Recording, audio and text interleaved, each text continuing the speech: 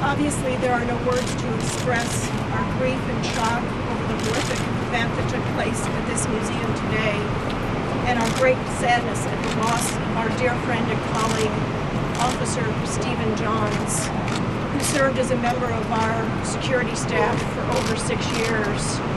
He was an outstanding colleague and beloved of all of us, a great friend who greeted us every day with a wonderful smile on his face, and he will be sorely missed. And our thoughts and prayers go out to his family. I also want to announce that we've made a decision that in honor of Officer Johns, we are closing the museum tomorrow, and our flags are flying at half-staff in his memory.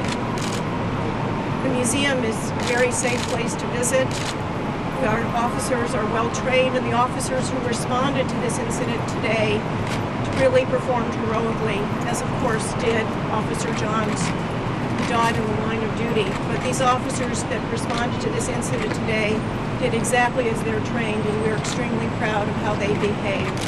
Could you tell us, do you get threats here at the museum from right-wing? I do get threats. And was this guy at all on your radar? We do get occasional threats, nothing significant of recent, and we've not had any dealings with this individual. Sir, are you rethinking your security? It appears that the gunman was able to drive up to the front of the museum, leave his car, get out, and walk inside.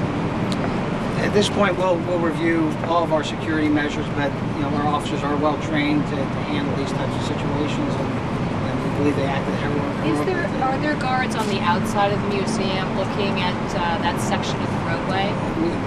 We're not at liberty to reveal our security postings, but we do have obviously officers posted at various locations. And how would you quantify your security versus other museums in the city? Obviously, your site has special significance.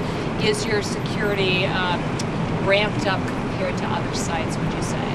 I believe we have a much higher level of security than many other museums in addition. One thing that a lot of people have commented on it is that this is a place of peace, a place that hopefully is designed to prevent violence in the future, and that there's a certain particular poignancy and tragedy to the idea that violence would come to your doorstep. Do you have any thoughts on that?